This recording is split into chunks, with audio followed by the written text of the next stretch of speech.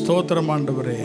கிருபையும் இரக்கமும் உள்ள எங்கள் பிதாவே, இந்த காலை வேளைக்காக உம்மை ஸ்தோத்திரிக்கிறோம். கர்த்தருடைய கிருபை, கர்த்தருடைய தயவு, கர்த்தருடைய ஆசீர்வாதங்கள் எங்களை பின்தொடர்வதற்காக ஸ்தோத்திரம். இந்த நாளிலும் கர்த்தருடைய ஆலயத்திற்கு நாங்கள் வந்து உம்முடைய நாமத்தை உயர்த்த, உம்மை போற்ற, உம்மை பாட, கர்த்தாவே நாங்கள் எங்களுடைய ஆவிக்குள்ளான மனுஷனிலே நாங்கள் பலப்பட, நாங்கள் தைரியமடைய, எங்களுடைய பயங்கள் கவலைகள் எல்லாம் கர்த்தர் மேல் போடும்படியாக இந்த காலையிலே உம்மை தேடி வந்திருக்கிறோம். நாங்கள் உம்மை உயர்த்தும் பொழுது எங்களை பக்கம் நீர் இழுத்து கொள்கிறீர். உம்மை நாங்கள் தேடும் பொழுது நாங்கள் உம்மை கண்டடைகிறோம். இன்றைக்கு எங்களுடைய கண்கள் உம்மை காண, எங்களுடைய இருதயம் உம்மை கண்டடைய, நாங்கள் உம்முடைய ஆவியானவரால் நிரப்பப்பட, உம்முடைய ஆசீர்வாதங்களால் நிரப்பி இந்த ஆலயத்தை விட்டு கடந்து செல்ல கிருபை தாரும். கர்த்தருடைய ஆலயத்திலே திருப்தி உண்டு, கர்த்தருடைய ஆலயத்திலே போஷாப்பு உண்டு, கர்த்தருடைய ஆலயத்திலே பலன் உண்டு, கர்த்தருடைய ஆலயத்திலே சகல கிருபைகளும் எங்களுக்காக வைத்திருக்கிறீர். இந்த காலை ஆராதனை எங்களுக்கு ஆசீர்வதியும். உம்மை நாங்கள் முழு இருதயத்தோடு கூட பணிந்து கொள்ள, தொழுது கொள்ள எங்களுக்கு கிருபை தாரும். வருகிற ஒவ்வொருவரையும் கர்த்தர் நீர் ஆசீர்வதிப்பீராக. ஆராதனையின் ஒவ்வொரு பகுதியையும் கர்த்தர் பொறுப்படுத்தி நீர் ஆசீர்வதிப்பீராக.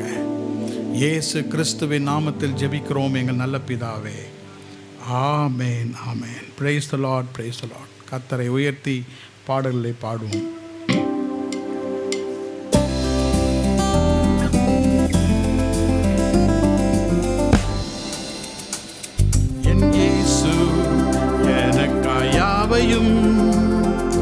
செய்து முடித்தாரே, சிலுவையில் ரத்தம் சிந்தியே நல்மீட்பை பெற்று தந்தார். என் இயேசு எனக்காயாவையும் செய்து முடித்தாரே, சிலுவையில் ரத்தம் சிந்தியே பெற்று தந்தார். மீட்கப்பட்டேன் இயேசு இரத்தத்தினார், சுகமடைந்தேன் அவர் காயங்களால். போக்கினாரே என் பாவக்கரை, நீக்கினாரே சாபங்களை. மீட்கப்பட்டேன் இயேசு இரத்தத்தினார், சுகமடைந்தேன் அவர் காயங்களா. போக்கினாரே என் பாவக்கரை, நீக்கினாரே சாபங்களை.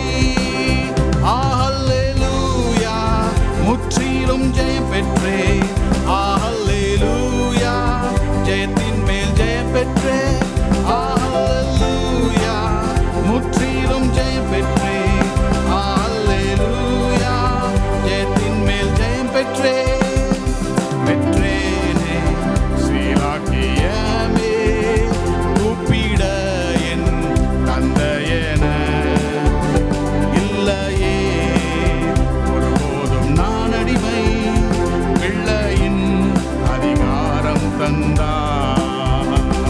பெற்றேனே சீலாக்கியமே, கூப்பிட என் தந்தையன. இல்லையே ஒருபோதும் நான் அடிமை, பிள்ளையின் அதிகாரம் தந்தார். மீட்கப்பட்டேன் இயேசு இரத்தத்தினார், சுகமடைந்தேன் அவர் காயங்களால். போக்கினாரே என் பாவக்கரை, நீக்கினாரே என் சாபங்களை. மீட்கப்பட்டேன் இயேசு இரத்தத்தினார், சுகமடைந்தேன் அவர் காயங்களால். போக்கினாரே என் பாவக்கரை, நீக்கினாரே என் சாபங்களை. ஹல்லேலூயா, ஹல்லேலூயா, ஜெயத்தின் மேல் ஜெயம் பெற்றே. ஹல்லேலூயா, முற்றிலும் ஜெயம் பெற்றே. ஹல்லேலூயா,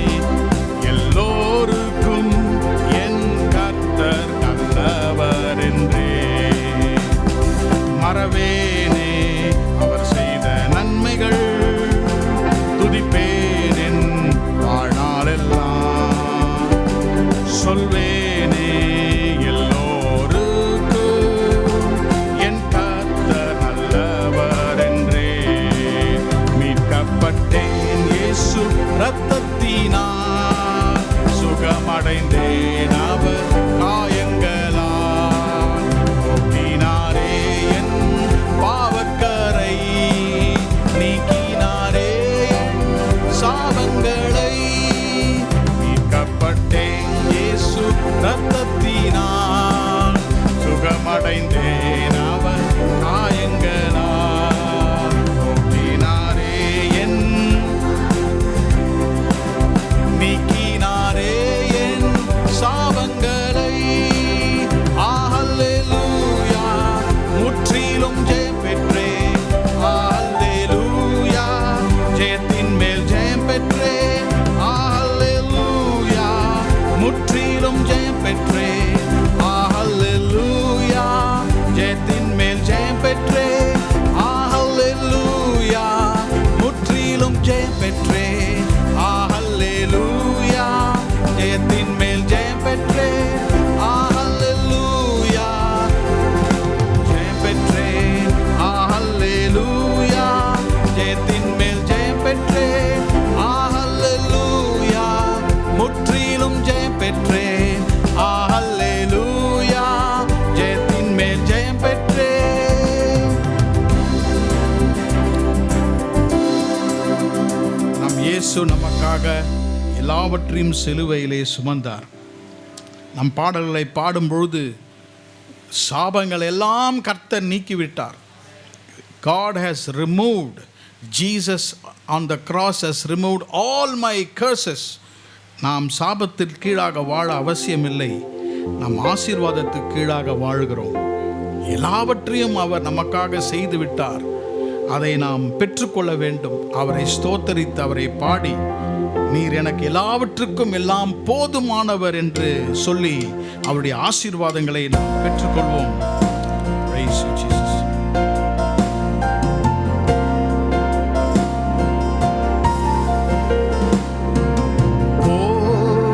போதுமானவரே, எல்லா நன்மைக்கும் காரணர் நீரே. போதுமானவரே, எல்லா நன்மைக்கும் காரணர் நீரே. அடைக்கலம் உம் நாமமே, புகலிடம் என்றும் நீரே. அடைக்கலம் உம் நாமமே,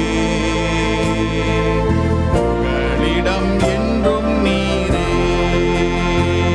என் பலன் நீரே, சுகம் நீரே, ஜீவன் எனக்கு நீரே.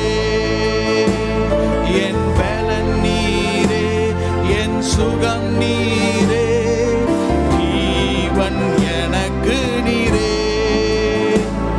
என் ஞானம் நீரே, நீதி நீரே, பரிசுத்தம் மீட்பும் நீரே. என் ஞானம் நீரே, நீதி நீரே, நீரே.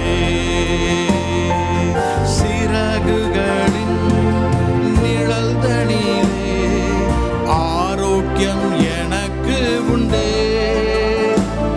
உம் சிறகுகளின் நிழல் தனிலே ஆரோக்கியம் எனக்கு உண்டே. உம் தழும்புகளால் சுகமானே, நீரே என் பலனானே. தழும்புகளால் சுகமானே, நீரே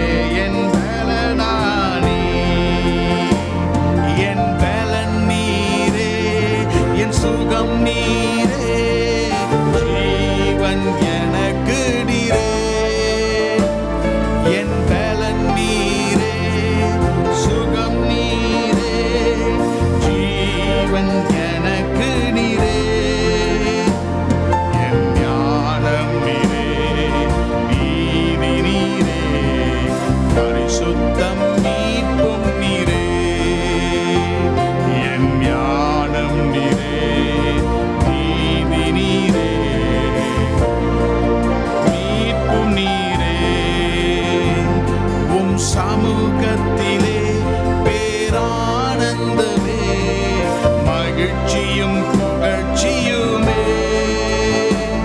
உம் சமூகத்திலே பேரானந்தமே, மகிழ்ச்சியும் புகழ்ச்சியுமே. உம் பிரசன்னத்தில் மாலைகளும் மெழுகு போல் உருகிடுமே. உம் பிரசன்னத்தில் மாலைகளும் மெழுகு போல் உருகிடுமே. என் பலன் நீரே, என் சுகம் நீரே, ஜீவன் எனக்கு நீரே. என் பலன் நீரே, சுகம் நீரே, ஜீவன் எனக்கு நீரே. என் ஞானம் நீரே, நீதி நீரே, சுத்தம் மீட்பும் நீரே. என் ஞானம் நீரே,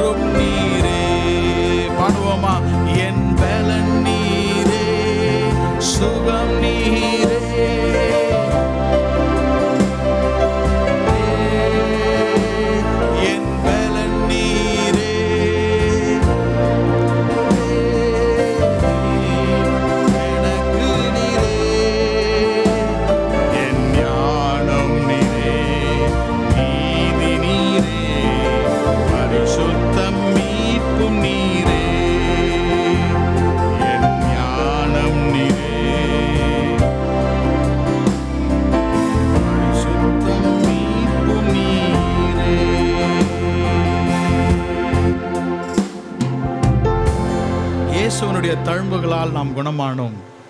அவருடைய தழும்புகள் நமக்கு சுகத்தை கொடுக்கின்றது. நமக்கு எங்கேயாவது அடிபட்டோம், ஏதாவது ஒரு காயம், முதலாவதாக காயமாக இருக்கும், கொஞ்ச நாள் பொறுத்து அது சுகமான பிறகு அது எதுவாக மாறுகிறது? தழும்பாக மாறுகிறது. wounds become stripes. இயேசு கிறிஸ்து உயிரோடு கூட எழுந்து சீஷர்களுக்கு தம்மை காட்சி அளிக்கும் பொழுது அவரை உயிரோடு எழுப்பின பிதாவாகிய தேவன் தழும்புகளை வைத்திருந்தார். அவர் சரீரத்தில் தழும்புகள், கைகளிலே அந்த ஆணி பாய்ந்த அந்த துவாரங்கள், ஸ்கார்ஸ், விழாவிலே. இன்றைக்கும் அவருடைய தழும்புகளை நாம் தியானிக்கும் பொழுது கர்த்தர் நமக்கு சுகம் தருகிறார். ஏனென்றால் அந்த காயத்திலே, அந்த இரத்தத்திலே அவர் நமக்காக மன்னிப்பையும் சுகத்தையும் சாபங்களிலிருந்து விடுதலையும் அவர் ஏற்கனவே நமக்கு தந்து விட்டார். அதை நாம் அறிக்கை செய்து அவரிடத்தில் நாம் பெற்றுக்கொள்ள வேண்டும். நினைப்பதற்கும் வேண்டுவதற்கும் மிக அதிகமாக நம்மை ஆசீர்வதித்திருக்கிறார். ஆமென். Praise God. In your presence there is fullness of joy. At your right hand there are pleasures evermore.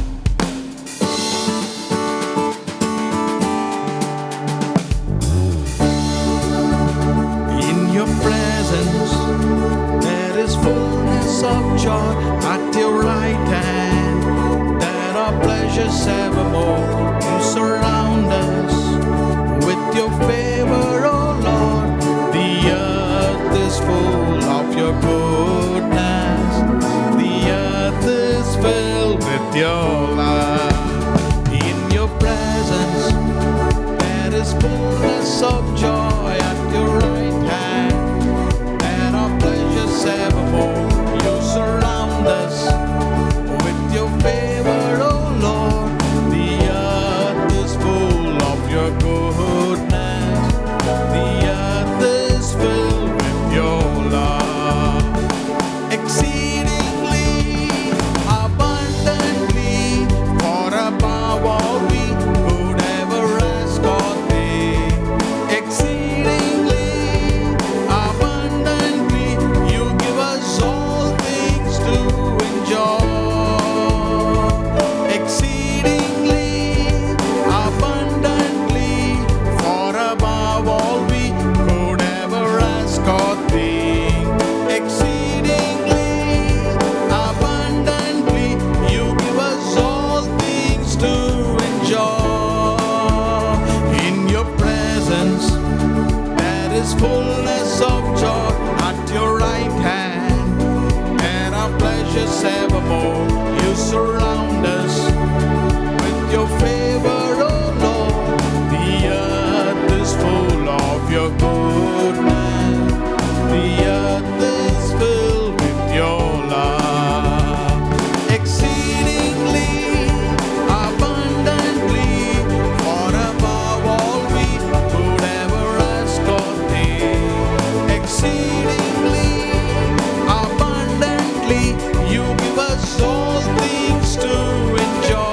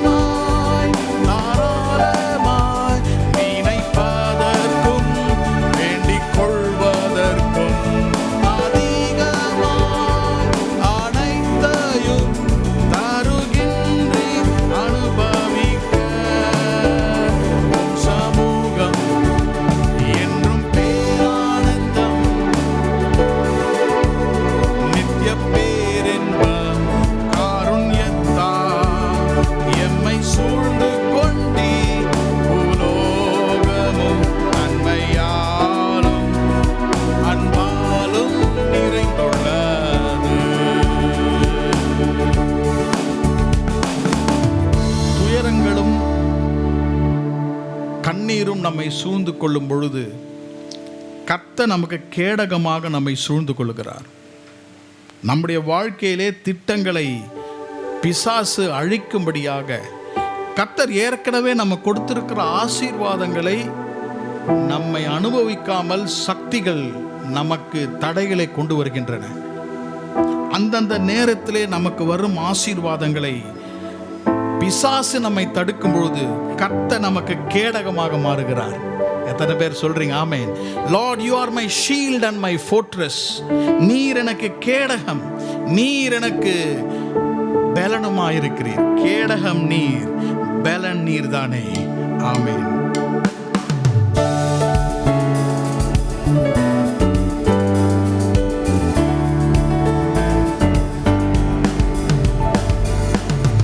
கேடகம் நீர்தானே, பலனும் நீர்தானே. கேடகம் நீர்தானே, பலனும் நீர்தானே. உயரங்கள் என்னை சூழ்ந்திட்ட போதும் ஆழ வைப்பவரே. சூழ்ந்திட்ட போதும் ஆழ வைப்பவரே. கேடகம் நீர்தானே, நீர்தானே. கேடகம் நீர்தானே, பலனும் நீர்தானே. உயரங்கள் என்னை சூழ்ந்திட்ட போதும் ஆழ வைப்பவரே. துயரங்கள் என்னை சூழ்ந்திட்ட போதும் ஆழ வைப்பவரே. கேடகமே, அடைக்கலமே, நான் நம்பும் கண்மாலையே. கேடகமே, அடைக்கலமே,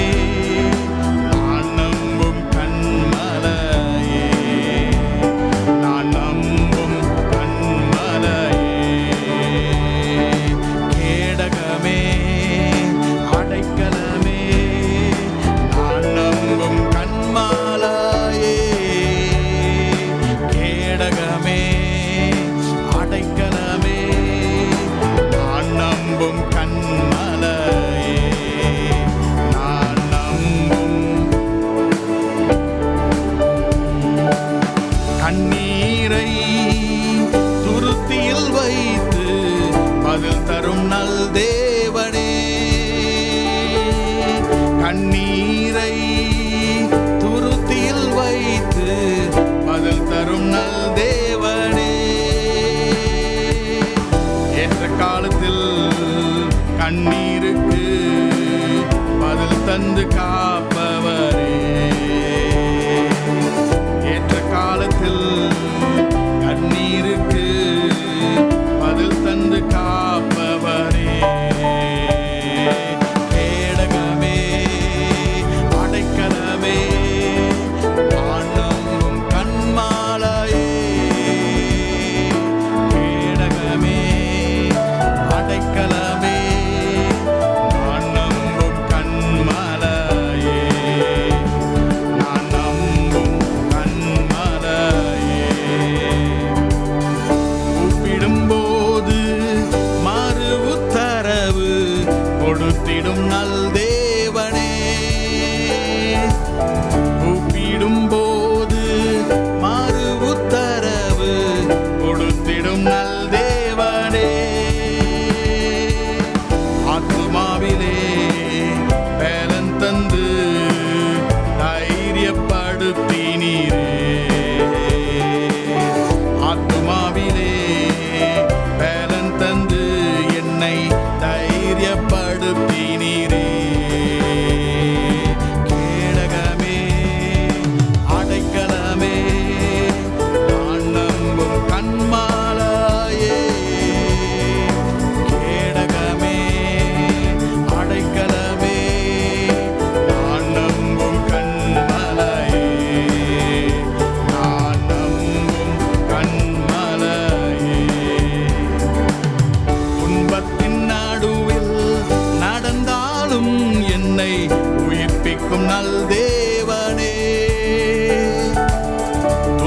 மரணத்தின் நடுவில் நடந்தாலும் என்னை உயிர்ப்பிக்கும் நல் தேவனே,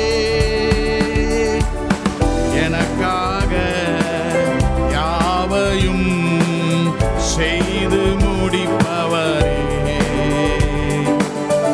எனக்காக யாவையும் செய்து முடிப்பவரே,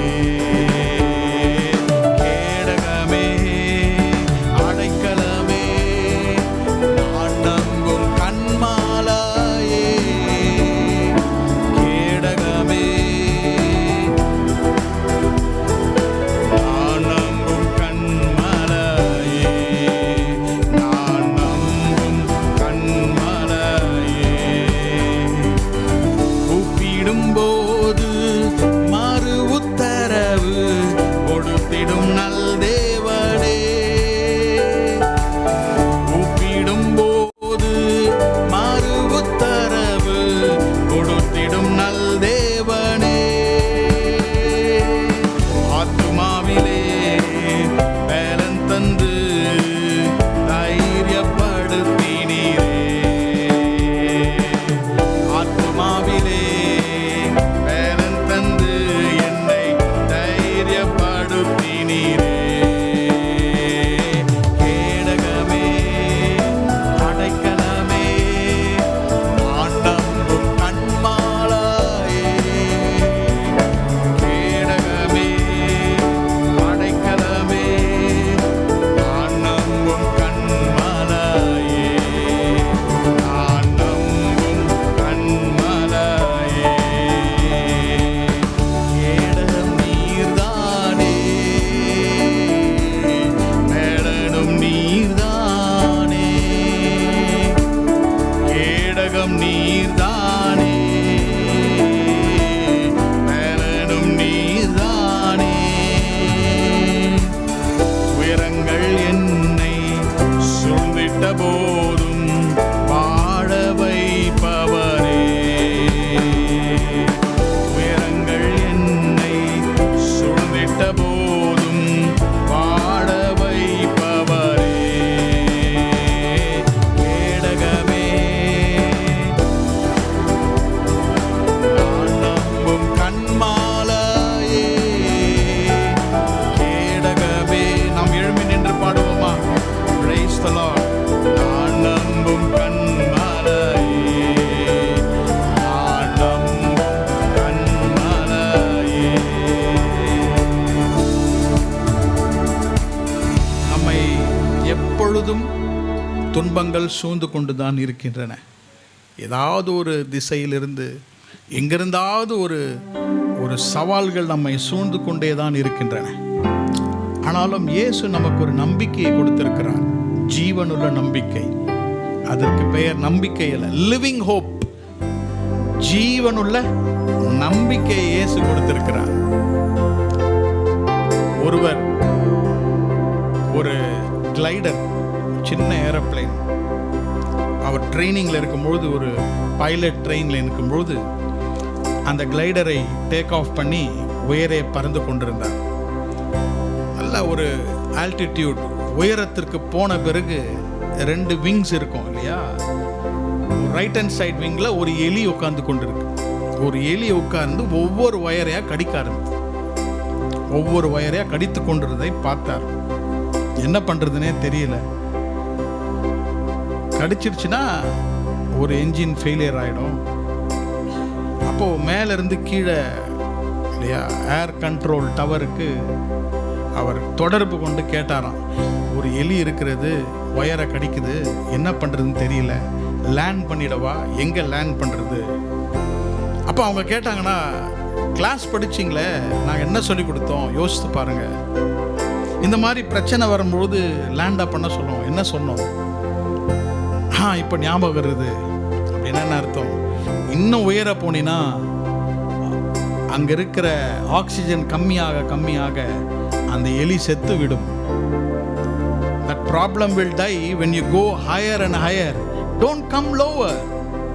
அதுதான் நம்முடைய வாழ்க்கையிலும். பிரச்சனைகளை நாம் சால்வ் பண்ணுவது அதற்கு சரண்டர் ஆவதல்ல, பட் அதை ஓவர் கம் பண்ணுவது எப்படி என்றால், கர்த்தருக்குள்ளாக உயர உயர உயர பறக்கும் பொழுது, ஆமென், உயர உயர பறக்கும் பொழுது என்ன நடக்கிறது என்றால், ஒரு நம்பிக்கையை தருகிறார். பிரச்சனைகள் சிறியதாக மாறுகின்றன, கர்த்தர் பெரியவராக மாறுகிறார். நம்முடைய கண்களை கர்த்தர் மேல் வைத்து, கர்த்தாவை எனக்காக நீர் கொடுத்திருக்கிற நம்பிக்கைக்காக ஸ்தோத்திரம் என்று கர்த்தரை உயர்த்தி இந்த காலையிலே நாம் ஆராதிப்போம். ஹல்லேலூயா. Jesus Christ my living hope. இயேசு என்னுடைய ஜீவனுள்ள நம்பிக்கை. ஹல்லேலூயா.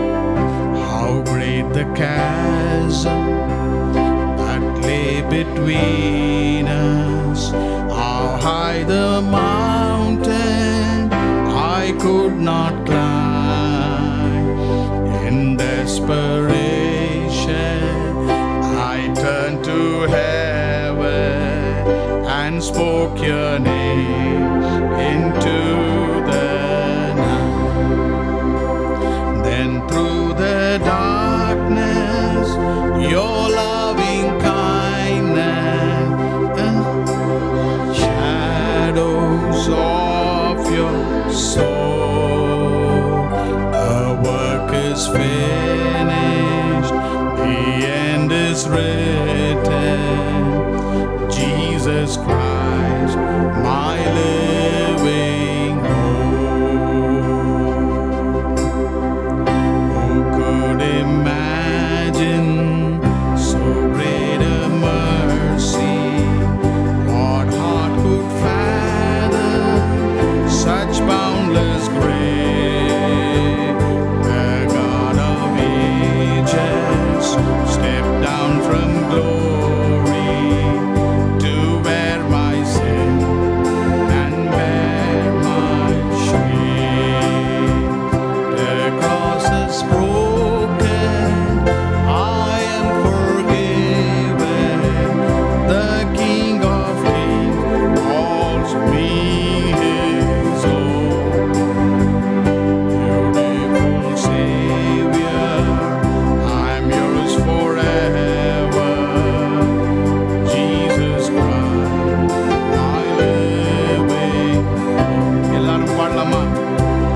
Hallelujah, praise the one who set me free. Hallelujah, death has lost its grip on me. You have broken every chain. There's salvation in your name, Jesus Christ, my living hope. Hallelujah, praise the one who set me free. Hallelujah, lost its grip on me. You have broken every chain.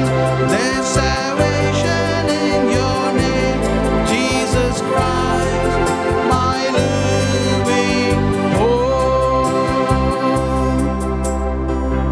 ஆண்டவர் கிருபையால் அவங்க 2 பேரும் சுகவத்தோடும் பலத்தோடும் பத்திரமாக போய் சேர்ந்து விட்டார்கள். உங்கள் ஜெபத்திற்காக நான் நன்றி செலுத்துகிறேன். அவர்கள் நம்முடைய சபை ஆராதனையிலே எப்படி இருந்தது நான் கேட்டபொழுது அவங்க சொன்னதை நான் சொல்ல விரும்புகிறேன்.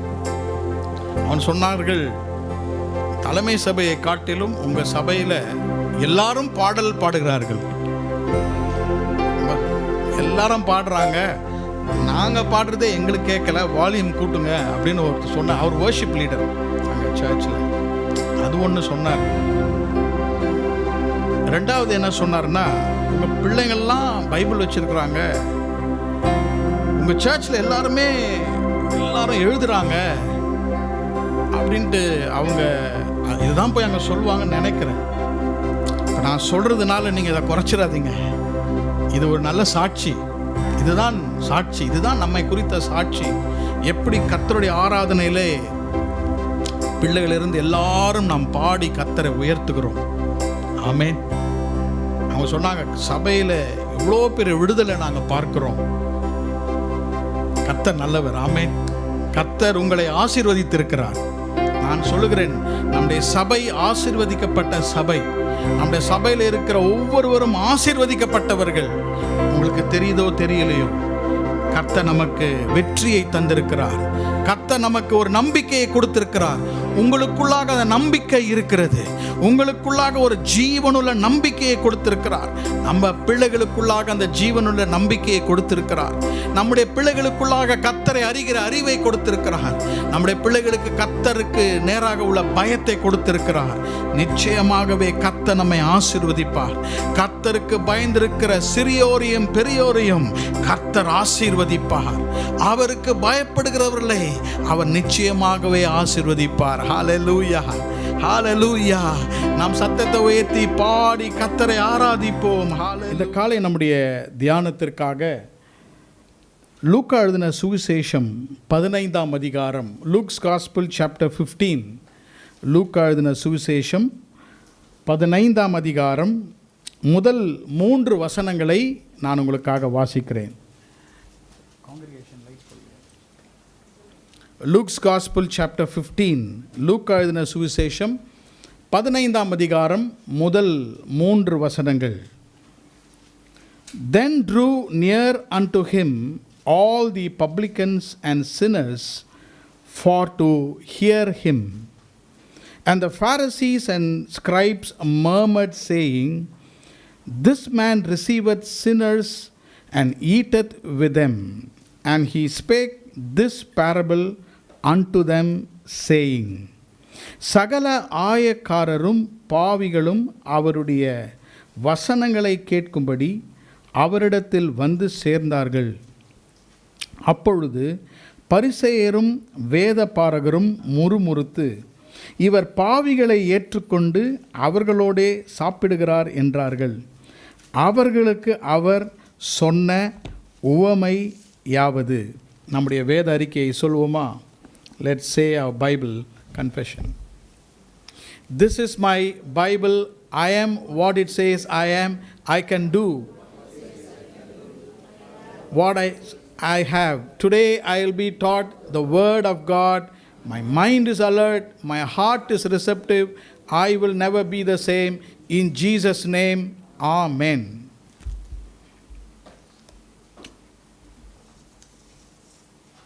லூக்கா எழுதின சுவிசேஷம் 15ஆம் அதிகாரம் நமக்கு நன்றாக அறிந்த ஒரு அதிகாரம். இந்த அதிகாரத்திலே தான் தொலைந்து போன ஆடு, காணாமல் போன நாணயம், காணாமல் போன மகனை குறித்து இயேசு சொன்ன உவமையை வாசிக்கிறோம். நாம் வாசித்த முதல் 3 வசனத்தின் காரணமாக தான் இயேசு பரிசேயருக்கும் வேதபாரகருக்கும் பதிலாக அதை சொல்லுகிறார். Jesus gave reply with these 3 parables for all the criticism and the doubt they posted against Jesus. முதல் வசனம் நான் வாசிக்கிறேன்.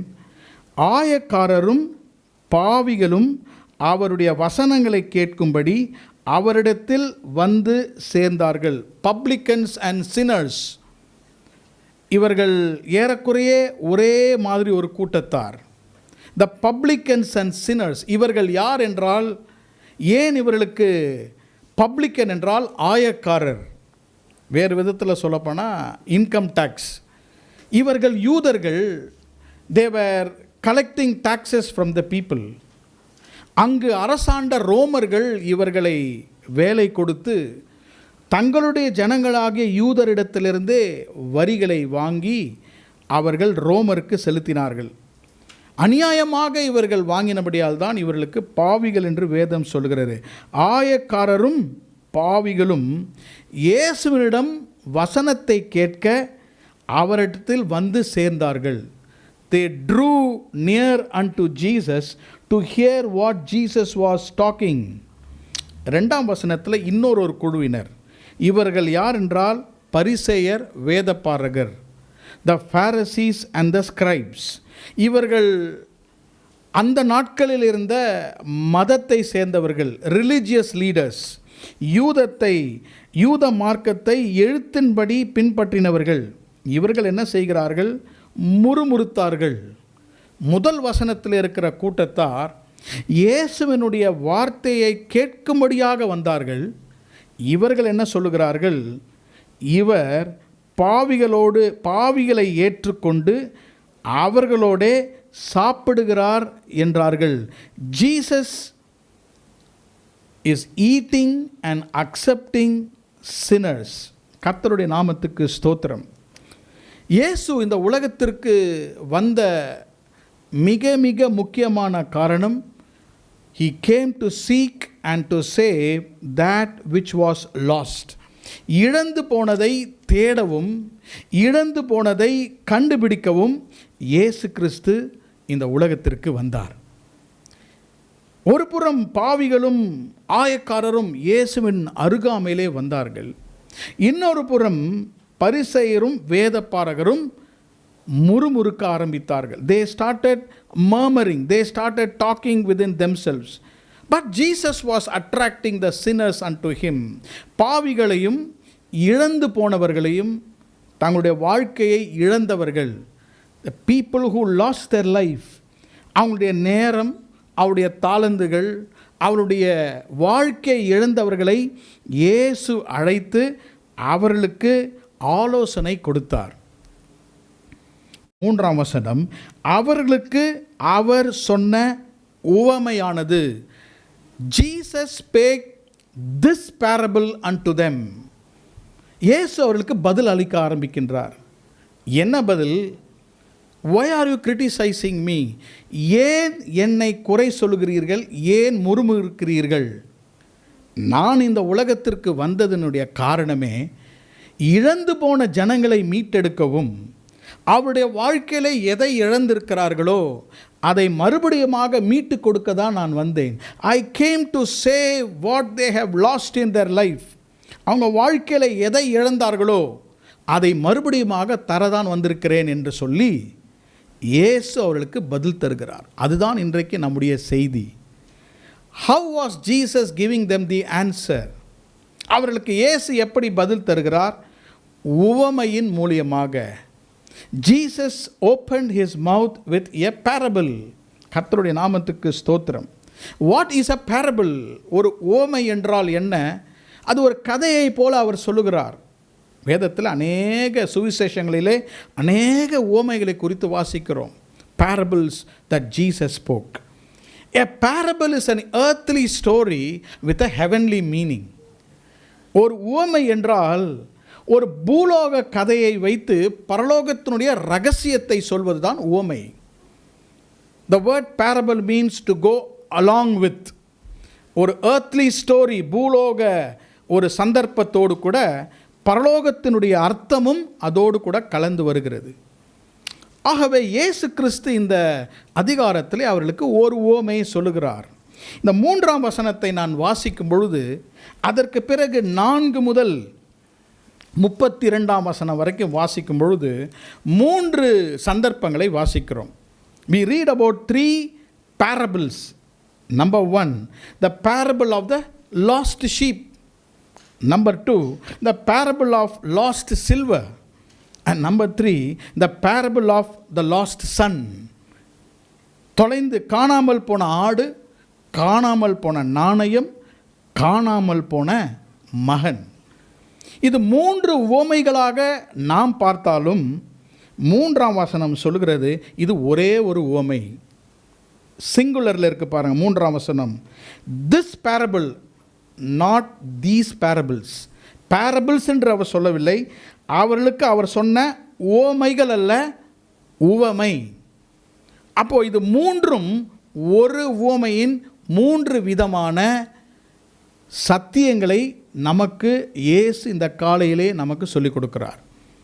3 important facets of just one parable. ஒரே ஒரு உவமையை வைத்து 3 சத்தியங்களை இயேசு அவர்களுக்கு சொன்னார். இன்றைக்கு இதை நாம் செய்தியாக ஆண்டவர் நமக்கு கொடுக்கிறவராக இருக்கிறார்.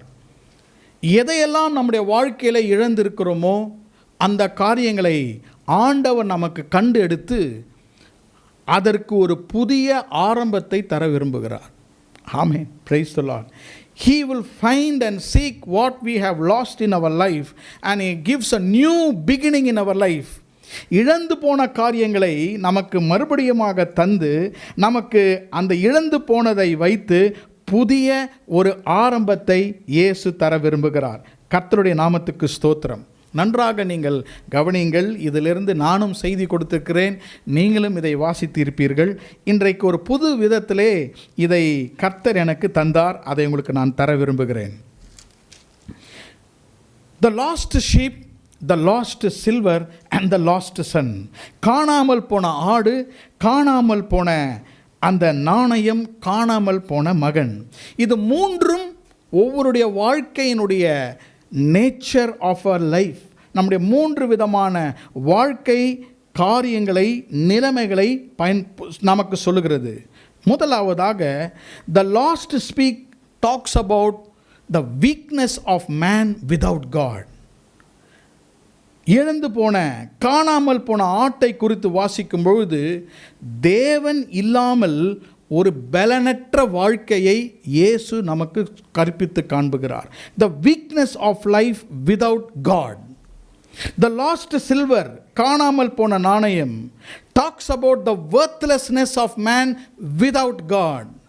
தேவன் இல்லாமல் நம்முடைய வாழ்க்கை மதிப்பற்று போய்விடும்.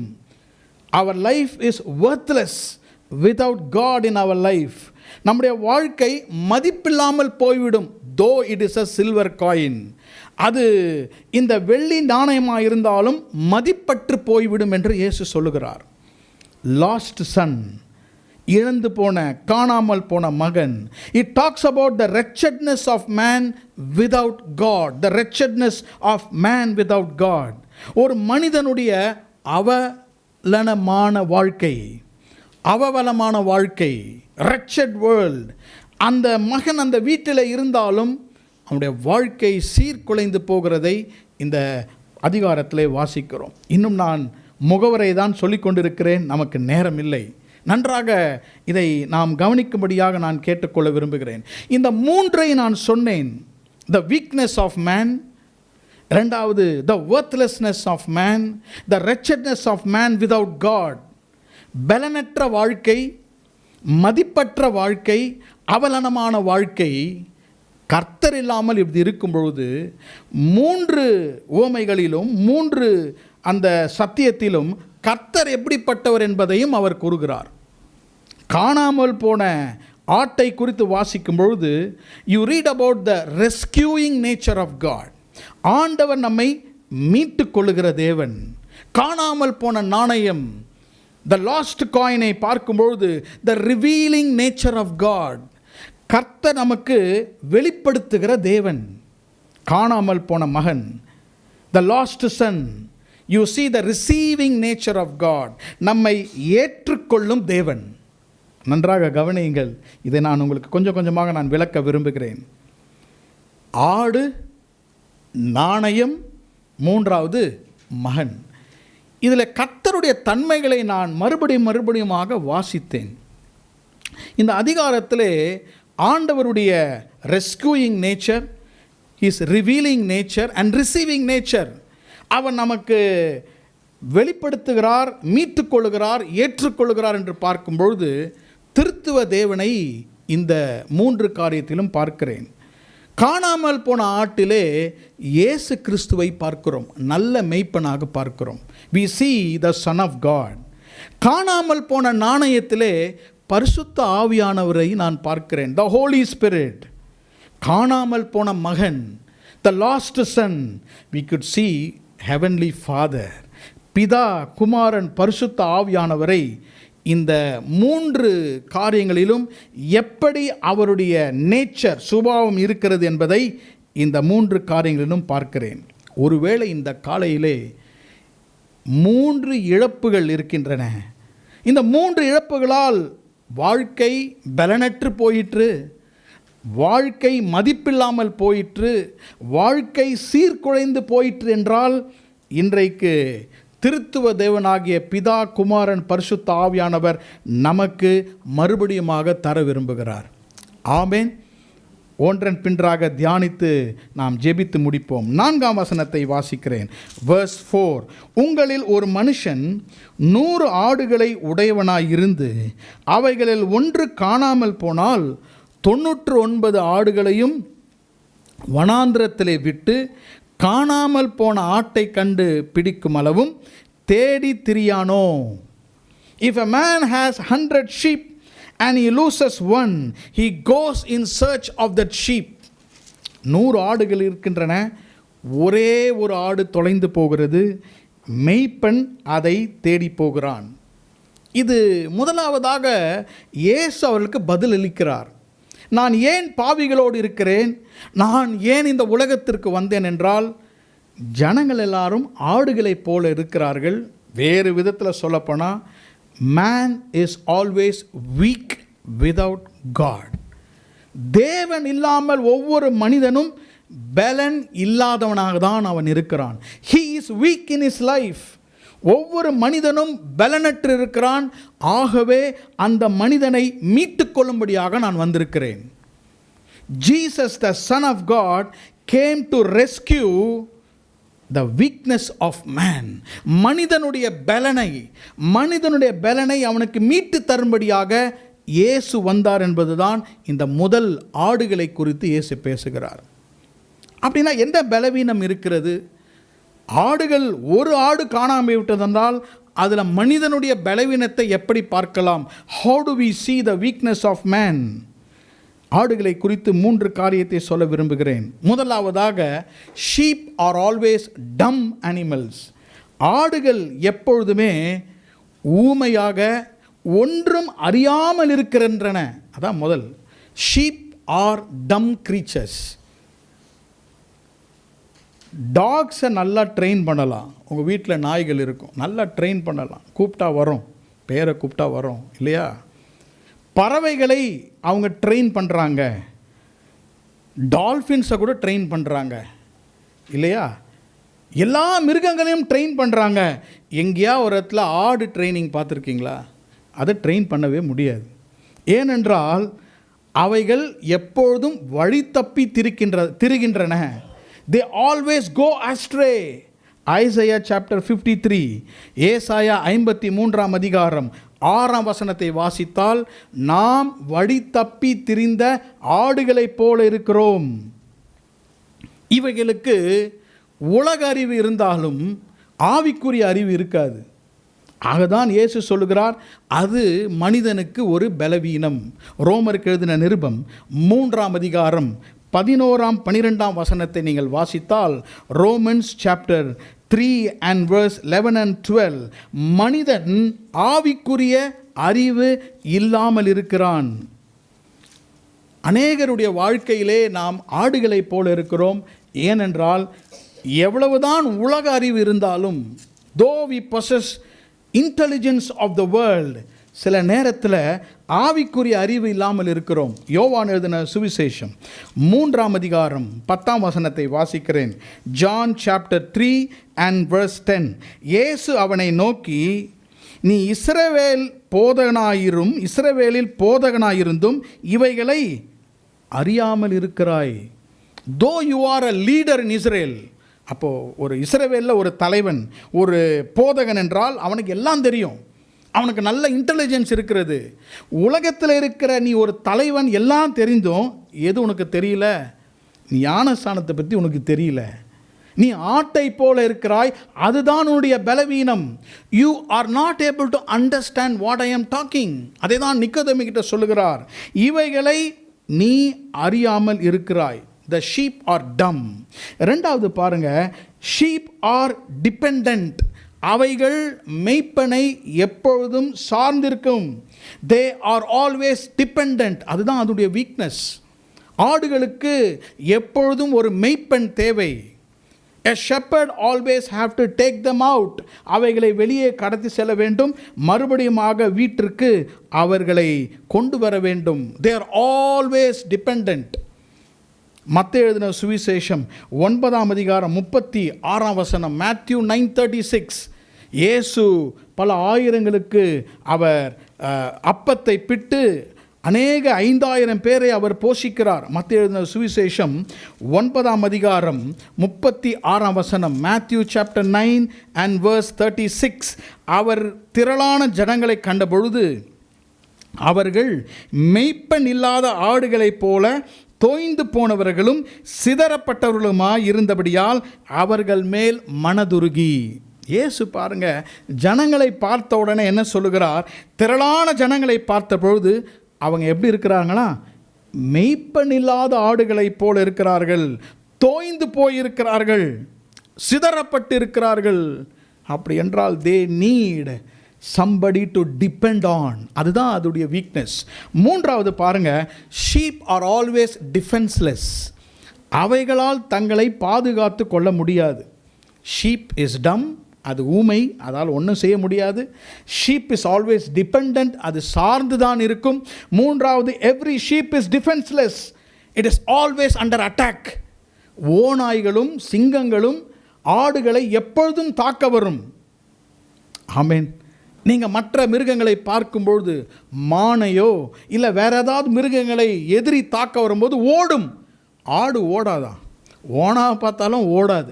அவ்வளோ தூரம் மக்குன்னு சொல்லலான்னு நினைக்கிறேன். ஒன்றுமே தெரியாது அது. அப்போது இது தற்காத்து கொள்ள முடியாது. It cannot save itself, it cannot have a defense, it will not attack the enemy.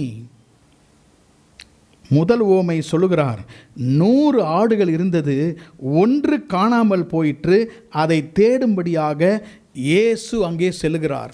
எனக்கு அருமையான சகோதர சகோதரிகளே, ஒருவேளை நாமும் இந்த பலவீனத்திலே காணப்படலாம். எப்படிப்பட்ட பலவீனம்? ஆவிக்குரிய காரியங்கள் நாம் அறியாமல் இருக்கலாம். நாம் எப்பொழுதும் சார்ந்து போன ஒரு வாழ்க்கையாக இருக்கலாம். நம்மால் நம்மை பாதுகாத்து கொள்ள முடியாத ஒரு வாழ்க்கை இருப்பது தான் நம்முடைய பலவீனம். ஆனால் அங்கே பாருங்கள், இயேசு என்ன செய்கிறார்? அந்த ஆடு ஒன்று காணாமல் போன பொழுது அதை தேடி அதை போகிறார். 5ஆம் வசனத்தை வாசிக்கிறேன்.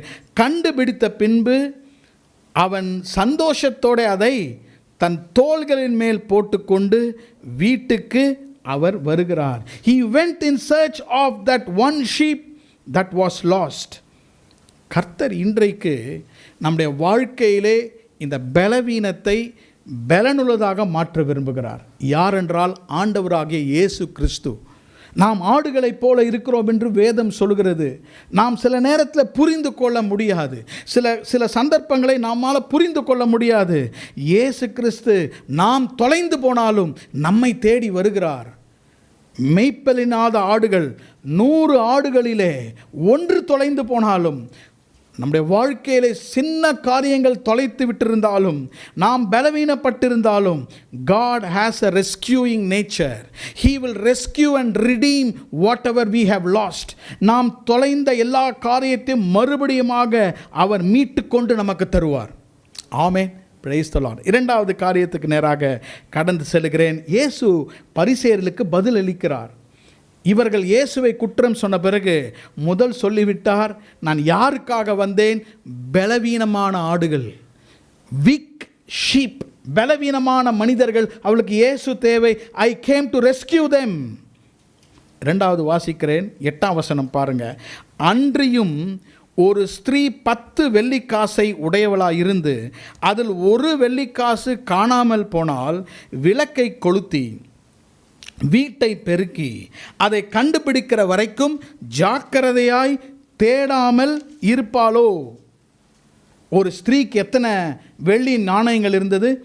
10 வெள்ளி நாணயங்கள் இருந்தது. 10 வெள்ளி நாணயங்களிலே ஒரு நாணயம் தொலைந்து போய்விட்டது. சில்வர் காயின், ஒரு வெள்ளி நாணயம். நான் ஏன் அதை சொல்கிறேன்? வர்த்லெஸ்னஸ் என்று சொல்லுகிறேன். மதிப்பற்ற ஒரு வாழ்க்கை. மனிதன் இன்றைக்கு மதிப்பற்ற வாழ்க்கையை வாழ்ந்து கொண்டிருக்கிறார். காரணம், he is indeed a silver coin. அவன் ஒரு வெள்ளி நாணயம்தான், ஆனால் அந்த வெள்ளி நாணயம் என்ன ஆகிவிட்டது? தொலைந்து போய்விட்டது. சில காரியங்கள் நம்முடைய வாழ்க்கையிலே கர்த்தர் இல்லாமல் இருந்தால் நாம் வர்த்லெஸ்ஸாக மாறிவிடுகிறோம், பலனற்று மாறிவிடுகிறோம், மதிப்பற்றவர்களாக மாறிவிடுகிறோம். இங்கே பாருங்கள் என்ன நடக்கிறது என்றால், அந்த ஸ்திரீ 10 வெள்ளிக்காசை உடையவளாக இருந்தால், இந்த 10 வெள்ளிக்காசுகளும் அவருடைய நெற்றியில் இருக்குமாம். யூத ஸ்திரீகள் தங்கள் திருமணமான பிறகு all these 10 coins are on their forehead. அவருடைய நெற்றியில் வைத்திருப்பார்கள். ஒன்று தொலைந்தாலும் அதனுடைய கண்டினியூட்டி போய்விடும். The circulation goes. நல்லா பாருங்கள், என்ன செய்கிறாள்? அது தொலைந்து விட்டது. ஒரு வெள்ளிக்காசு தொலைந்து விட்டது. என்ன செய்கிறாள் என்றால், ஒரு வெள்ளிக்காசு காணாமல் போனால் விளக்கை கொளுத்தி, she is lighting the candle. அவர் விளக்கை கொளுத்துகிறாள் என்றால் அந்த இடம் எப்படி இருக்கிறது? இருளாக இருக்கிறது. இருளான இடத்திலே அவள் வெளிச்சத்தை கொண்டு விடுகிறார். Lost in darkness.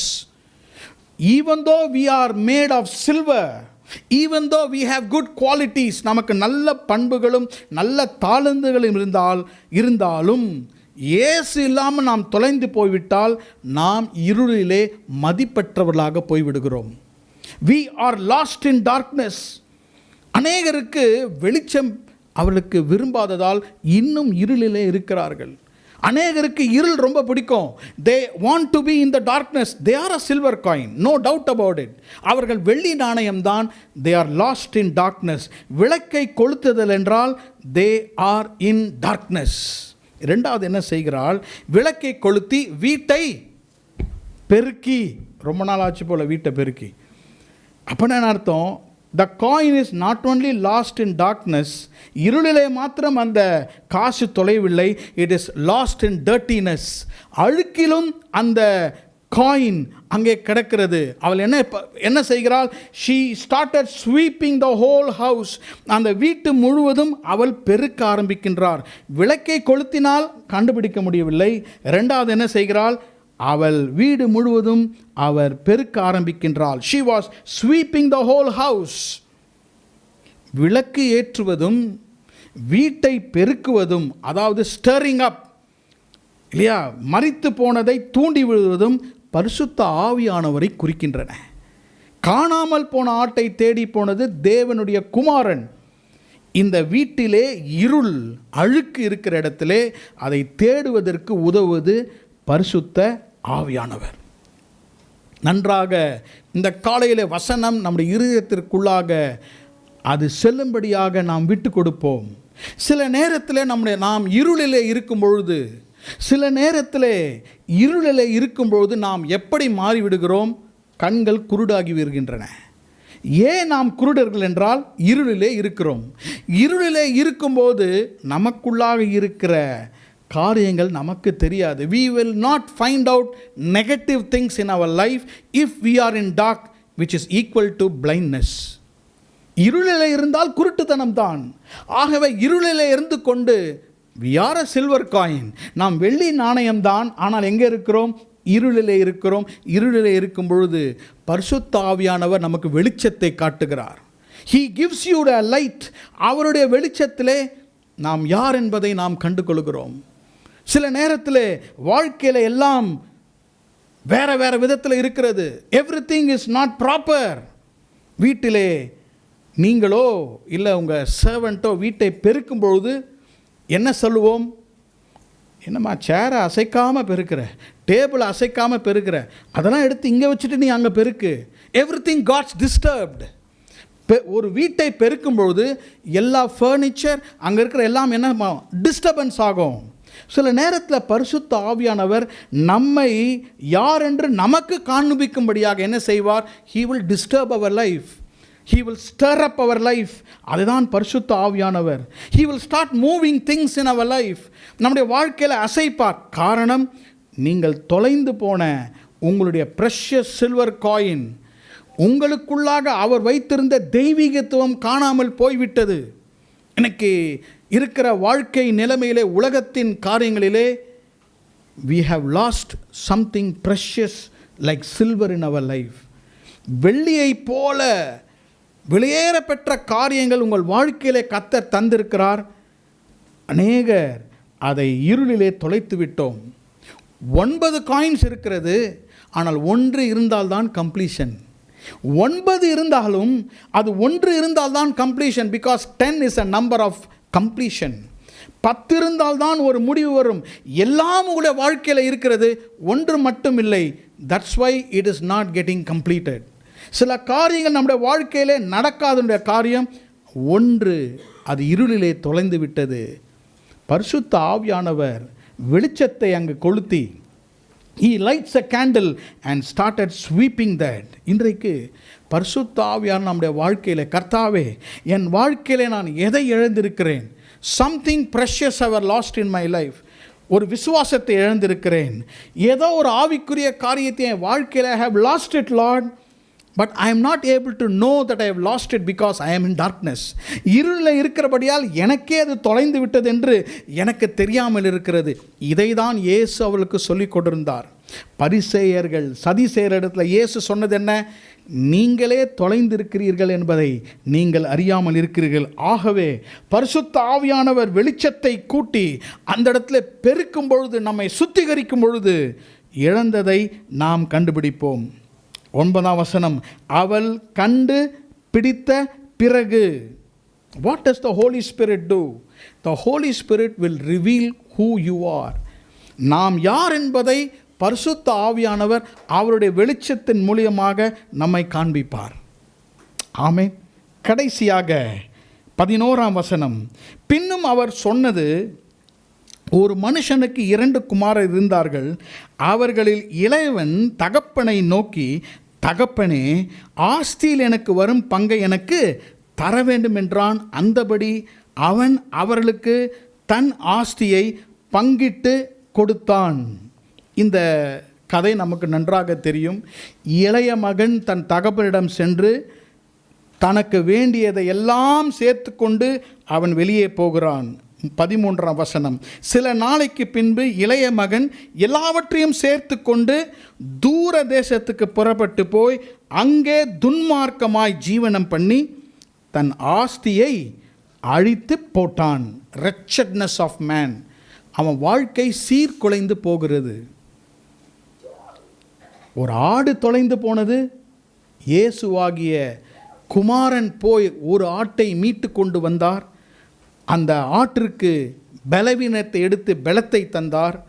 2வதாக ஒரு நாணயம் தொலைந்து போய்விட்டது, மதிப்பில்லாமல் இருந்தது. he gave respect to it. அதற்கு மறுபடியுமாக அதனுடைய மதிப்பை அதுக்கு ரிவீல் பண்ணி கொடுத்தார் பரிசுத்த ஆவியானவர். 3வதாக ஒரு மகன் அந்த வீட்டை விட்டு அவன் வெளியே போகிறான். he was so wretched. அவனுடைய வாழ்க்கை சீர்குலைந்து போகிறது. சீக்கிரமாக நான் அதை உங்களுக்கு விளக்கி நான் முடிக்க விரும்புகிறேன். 13ஆம் வசனத்தை வாசிக்கிறேன். verse 14, 14ஆம் வசனம், எல்லாவற்றையும் அவன் செலவழித்த பின்பு அந்த தேசத்திலே கொடிய பஞ்சம் உண்டாயிற்று. பஞ்சம் எது வரைக்கும் ஆரம்பிக்கலை? காசு இருந்த வரைக்கும் ஒன்றும் செய்யலை. அவனுக்கு இருந்த எல்லாம் செலவழிந்த பின்பு, after he spent all, there arose a famine. அவனுக்கு இருந்த எல்லாவற்றையும் அவன் செலவழித்த பின்பு, what happened? There arose a famine. What was his wretchedness? The first thing is depression. அந்த இடத்திலே அவனுக்கு ஒரு பெரிய சோர்வு உண்டு. ஏன்னா he was running out of resources. அவனுக்கு இருந்த காரியங்கள் எல்லாம் இறங்க ஆரம்பித்தது, மந்தமாக ஆரம்பித்தது. Everything began to become dull because what he had, he lost it. அப்பா வீட்டை விட்டு வெளியே போகும் பொழுதே அவனுடைய அதிகாரத்தை இழந்து விடுகிறான். ஆவிக்குரிய அதிகாரத்தை இழந்து விடுகிறான். அவனுக்கு இருந்த ஒரு அம்ப்ரெல்லா, தன் தகப்பனிடத்தில் இருந்த பாதுகாப்பை இழந்து விடுகிறான்.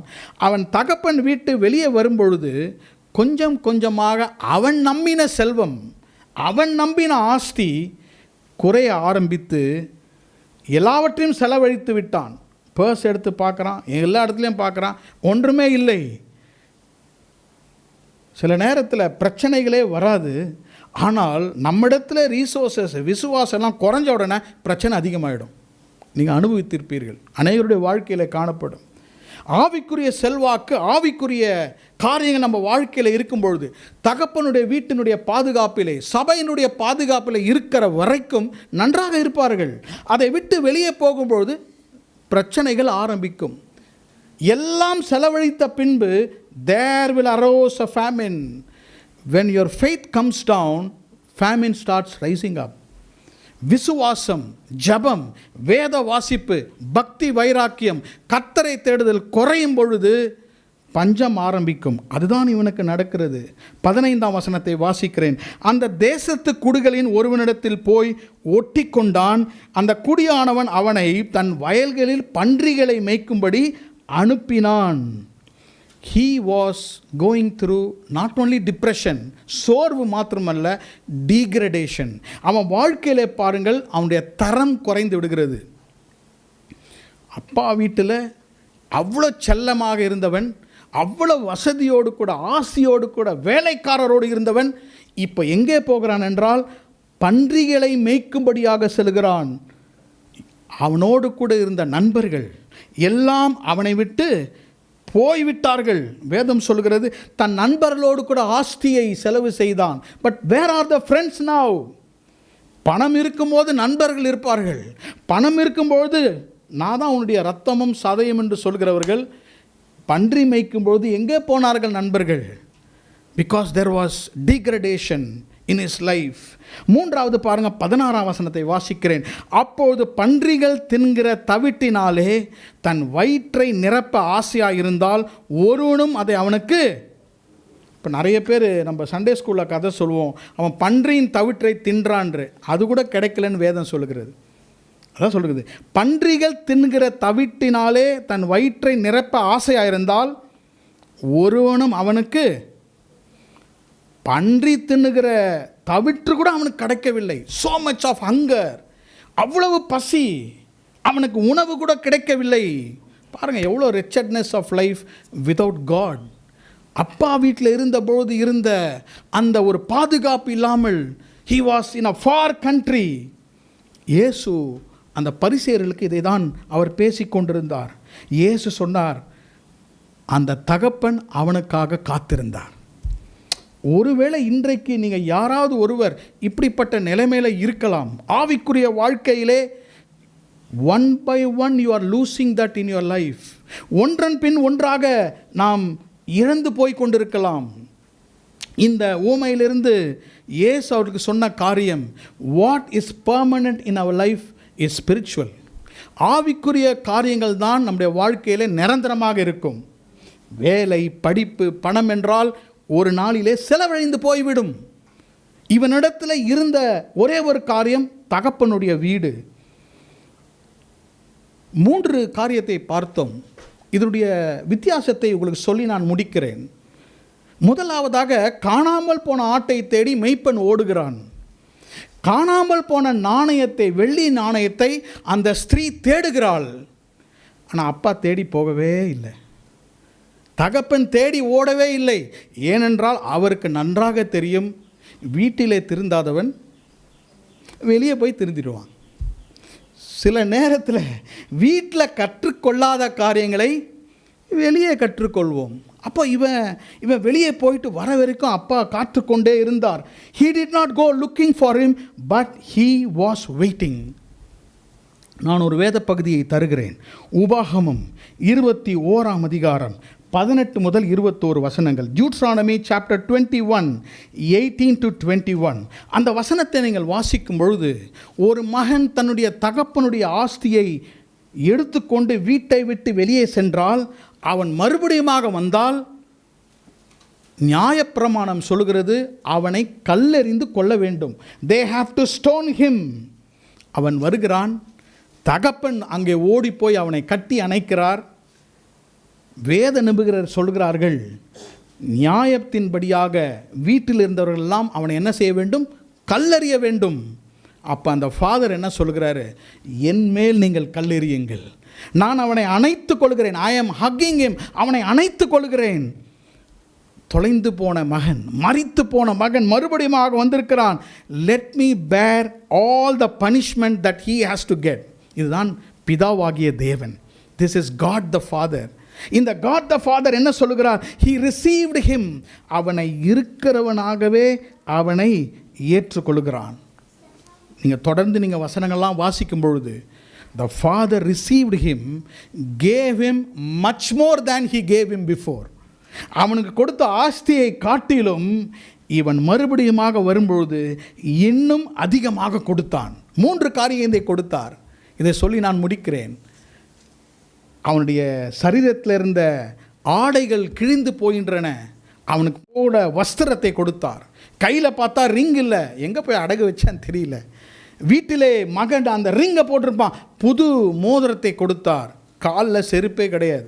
சர்வன்ட்ஸ் தான் செருப்பு போட மாட்டாங்க. அவனுக்கு பாதரட்சைகளை பிதா கொடுத்தார். வஸ்திரத்தை கொடுத்தார், மோதிரத்தை கொடுத்தார், அதிகாரத்தை கொடுத்தார். காலிலே அதிகாரமாகிய மகன் என்ற ஸ்தானத்தை மறுபடியுமாக தகப்பன் கொடுத்தார். Receiving nature of God. வஸ்திரம் மிக மிக முக்கியமானது. வேத புத்தகம் முழுவதும் இருக்கிறது. ஆதாமும் ஏவாளும் பாவம் செய்தபோது அவர்களுக்கு வஸ்திரம் தேவைப்பட்டது. அத்திமர இலைகளிலிருந்து அவர்கள் வஸ்திரத்தை தைத்து போட்டார்கள். ஆதியாகமம் 35 அதிகாரம், ஜெனிசிஸ் 35. யாக்கோபும் குடும்பத்தாரும் வீட்டுக்கு வந்தபோது யாக்கோபு முதல் சொன்னது, ஆல் சேஞ்ச் யுவர் கார்மெண்ட்ஸ், எல்லாரும் வஸ்திரத்தை மாற்றிக்கொள்ளுங்கள். யோசேப்பு சிறைச்சாலையிலிருந்து ராஜாவை சந்திக்க போகும்போது சொன்னார்கள், உன் வஸ்திரத்தை மாற்றிக்கொள். ஆசாரியர்களுக்கு அழகுக்காகவும் மகிமைக்காகவும் கர்த்தர் வஸ்திரங்களை கொடுத்தார். God gave them garments. வெளிப்படுத்தல் 16 அதிகாரம் 15 வரைக்கும் பொழுது, இதோ இயேசு திருடனைப் போல வருகிறார், நம்முடைய வஸ்திரங்கள் கரையில்லாமல் காணப்பட வேண்டும் என்று வேதம் சொல்கிறது. இன்றைக்கு கர்த்தர் நம்மை ஆசீர்வதிப்பாராக. ஆண்டவராகிய இயேசு கிறிஸ்து இழந்து போனதை தேடவும் நமக்கு இழந்து போனதை மறுபடியுமாக தரவும் அவர் வந்திருக்கிறார். அது ஆடாக இருக்கலாம், அது நாணயமாக இருக்கலாம், அது ஒரு மகனாக இருக்கலாம். எப்படிப்பட்ட காரியத்தை நம்முடைய வாழ்க்கையில் நாம் இழந்து போயிருக்கிறோமோ நாம் தேடி அதை கண்டுபிடிக்க முடியாது. இயேசு நமக்கு இழந்து போனதை நமக்கு தேடி கண்டுபிடித்து நமக்கு தருவார். What is being lost? இழந்து போனதென்றால் என்ன? Things that are out of place. இருக்க வேண்டிய இடத்துல பல காரியங்கள் இருக்கவில்லை. That is called being lost. Unhappy, சந்தோஷம் இல்லாத வாழ்க்கை, ஆல்வேஸ் இன் டேஞ்சர், ஆபத்தில் இருக்கிற வாழ்க்கை, பிரயோஜனமற்ற வாழ்க்கை, யூஸ்லெஸ் லைஃப், இதுதான் லாஸ்ட் லைஃப். கண்களை மூடி நாம் ஜெபம் பண்ணுவோம். பிதாவாகிய தேவன், பரமபிதா காணாமல் போன மகனை ஏற்றுக்கொண்டார். பரிசுத்த ஆவியானவர் வெளிச்சத்தினால் நாணயத்தை அவளுக்கு மறுபடியுமாக கொடுத்தார். இயேசு கிறிஸ்து ஆடு தொலைந்த பொழுது அந்த ஒரு ஆற்றுக்காக தேடி சென்று தன் தோளின் மேல் சுமந்து கொண்டு 2 தோள்களிலும் அந்த ஆட்டுக்கு கொடுத்து மறுபடியுமாக அவர் மந்தைக்கு கொண்டு வருகிறார். 7 நின்று நாம் ஜெபம் பண்ணலாமா? கர்த்தாவே, இன்றைக்கு எங்களுக்கு நாங்கள் இழந்து போனதை நீர் எங்களுக்கு தர விரும்புகிறேன். பிதா, குமாரன், பரிசுத்த ஆவியானவர் இந்த உவமைகளிலே இயேசு சொல்லுகிற காரியம், sinful nature of man and the saving nature of God. மனிதனுடைய பலவீனத்தன்மை, மனிதனுடைய சீர்குலைந்த வாழ்க்கை, மனிதனுடைய பலனற்ற வாழ்க்கை. ஆனால் கர்த்தர் இன்றைக்கு பலனையும் நம்முடைய வாழ்க்கையை சரி செய்யவும். அருமையான சகோதரனே, சகோதரியே, எதையாவது இழந்திருக்கிறீங்களா? எதை இழந்து நிற்கிறீர்கள்? There is something that we assert and show, but there is something that is real. சில காரியத்தை உலகத்திற்கு ஜோடித்து காண்பிப்போம். சில காரியத்தை நாம் உள்ளே ஒன்றை வைத்துக்கொண்டு காண்பிப்போம். ஆனால் உண்மை என்று ஒன்று இருக்கிறது.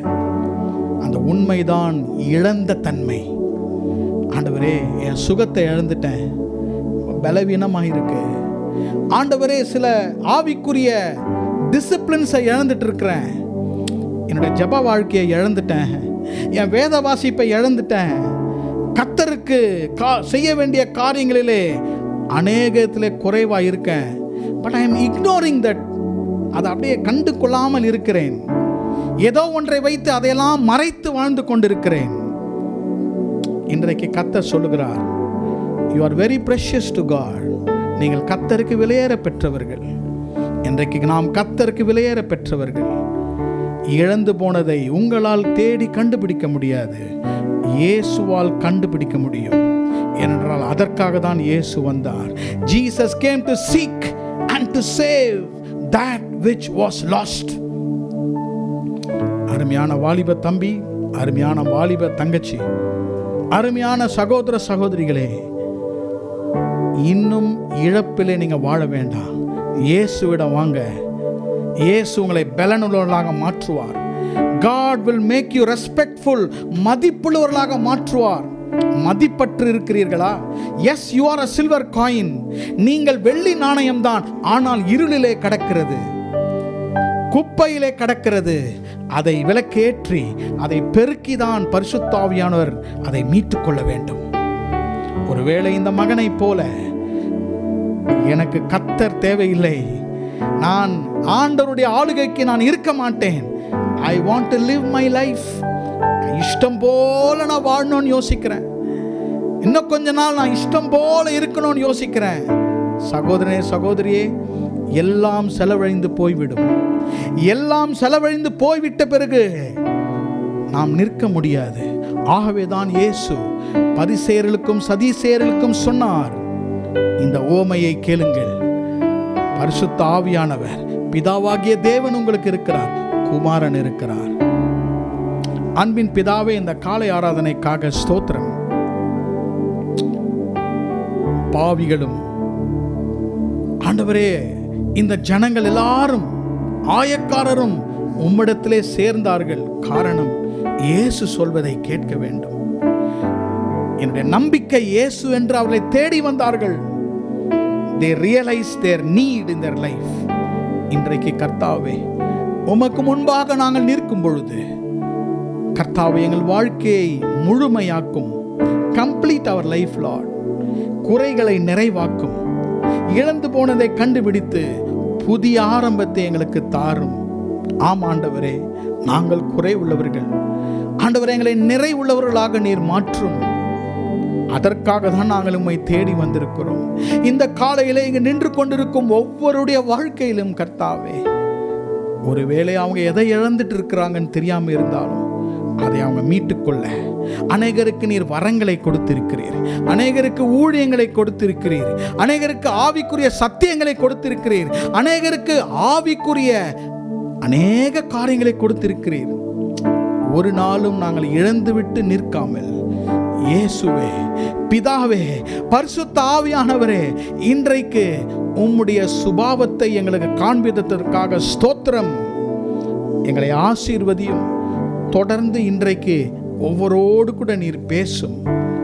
எங்களை மாற்றி, எங்களை உயர்த்தி, நாங்கள் பிரயோஜனமுள்ளவர்களாக எங்களை மாற்றும். வந்த ஒவ்வொருவரையும் ஆசீர்வதியும். பெரியோர் சிறியோரை ஆசீர்வதியும். இயேசுவின் நாமத்தில் ஜெபிக்கிறோம் எங்கள் நல்ல பிதாவே. ஆமென், ஆமென், ஆமென்.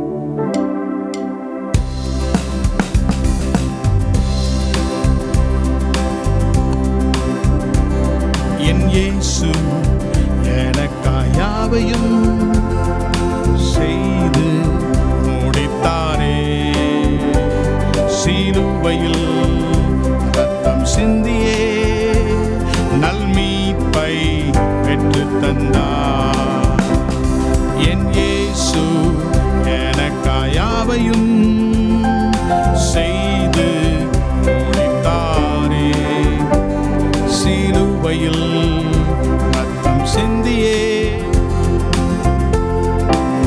பெற்று தந்தார்.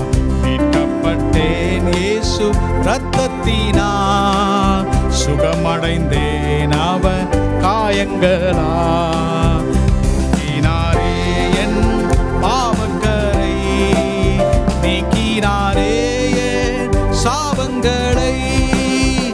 நீக்கினாரே என் பாவக்கரை, நீக்கினாரே என் சாபங்களை. அல்லேலூயா, முற்றிலும் ஜெயம் பெற்றேன். அல்லேலூயா, ஜெயத்தின் மேல் ஜெயம் பெற்றேன்.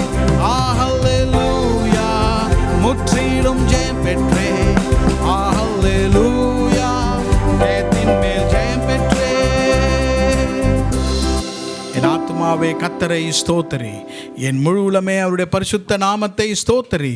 என் ஆத்துமாவே கர்த்தரை ஸ்தோத்திரி, கர்த்தர் செய்த சகல உபகாரங்களையும் மறவாதே. ஆமேன், ஆமேன். நம்முடைய கர்த்தராகிய இயேசு கிறிஸ்துவினுடைய கிருபையும் பிதாவாகிய தேவனுடைய அன்பும் பரிசுத்த ஆவியானவருடைய அந்யோன்ய ஐக்கியமும் நம்மோடும் நம் குடும்பத்தாரோடும் இன்றும் என்றும் சதா காலங்களிலும் இருப்பதாக. ஆமேன்.